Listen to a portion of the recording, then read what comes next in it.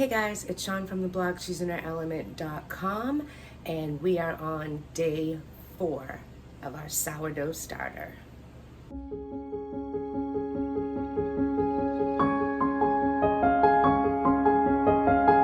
So if you're just catching this video and you haven't seen the 3 before it, you might want to back up and start with day 1 to see what we've done.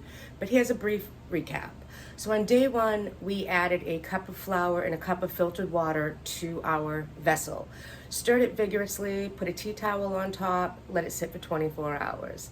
Day 2, we removed half of that mixture out, re-added another cup of sifted flour and another cup of filtered water, stirred that vigorously, tea towel cover, sit for 24 hours. Day 3, we repeated the exact same process. Remove half of the mixture, re-add another cup of flour, another cup of filtered water, stir and let it sit. Day 4, we're doing the exact same thing. I'm gonna remove half of this mixture. I'm gonna add a cup of sifted flour, another cup of filtered water, stir vigorously, and we're gonna let it sit. Now, my mixture's looking good. It's starting to get that slight sour smell to it that I was talking about yesterday. Nothing that is an alarmingly rancid smell or anything, because to my understanding, if it really went bad and it wasn't for consumption, you'd be able to tell.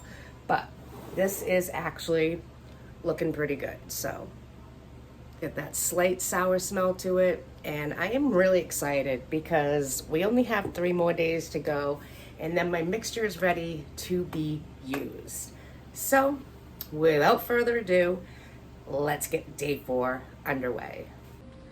So once again, I've actually already stirred this up. You want to stir it before you go to remove anything before you feed it again. You just want to make sure everything is incorporated, and I already did that.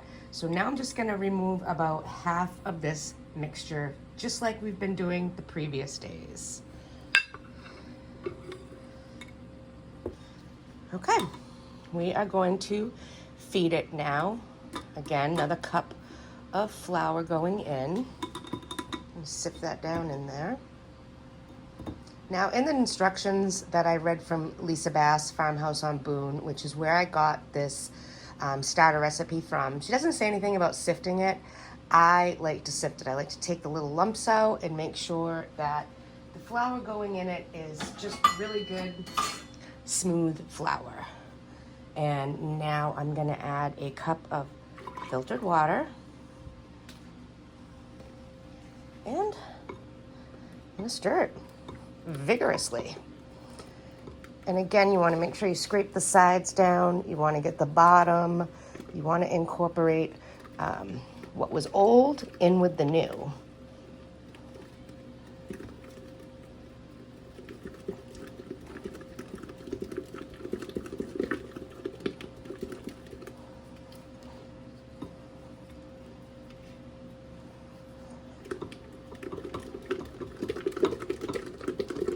We're gonna put our tea towel back over it, put the cover back on. That's it. Day 4 is done.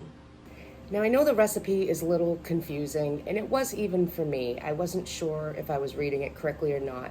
But when you break it down by the days and with the guidelines that Lisa Bass provides, it's a very simple process. I mean, there's really nothing much to it. And it doesn't change until day 6 or 7. And then the only thing that changes is instead of waiting 24 hours to feed it, we're just gonna feed it every 12.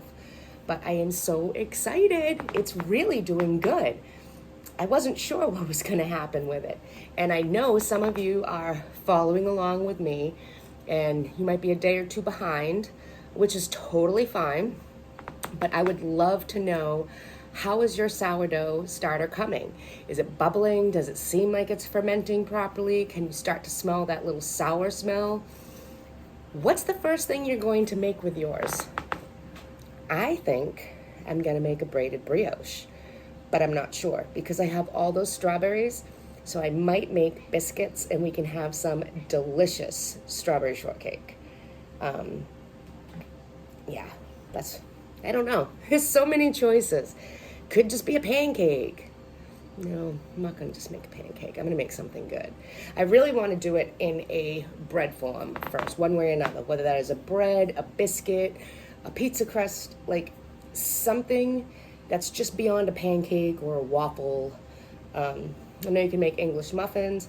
I have an amazing recipe for English muffins that's totally different from this, but I bet I could take my recipe, incorporate the sourdough starter into it, and make them the way that Lisa Bass does. Now, again, if this is new to you and something that you wanted to start but you weren't sure how to, I highly, highly, highly suggest you check out farmhouseonboone.com, which is Lisa's blog, and you can search within there for all things sourdough. Now, sourdough isn't the only thing that she does, but I have dubbed her the queen of sourdough. So she will guide you through so much more. That's where I'm taking my cue from. That's who I'm learning from, if you will. And you really should read up on her blog. Different topics, different recipes. You can even read the sourdough starter recipe like I did. It might give you a better understanding of what you're doing and why as you watch me do it.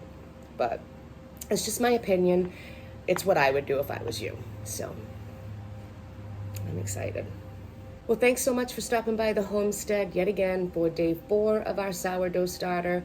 Just a quick little video. Like I said, I just wanted to share the whole journey and the process with you guys. As many of you have said, it's very confusing and something you wanted to do, and me showing you is simplifying it, and I am so grateful that I am able to help you guys start and just get it going like I did. So if you have any questions, just leave them in the comments down below, or like I said, check out Lisa Bass, farmhouseonboone.com. She is much more knowledgeable than I am, but I'm hoping to get to her level someday. So if you're new to my channel, you might want to hit that subscribe button. I do make new videos every single week, and you never know what they're going to be on, and you won't want to miss them. Could be scratch cooking, sourdough starter, a DIY project, or creating my handmade home one day at a time. Thanks so much for stopping by the homestead, and I will see you tomorrow for day 5. We're almost there!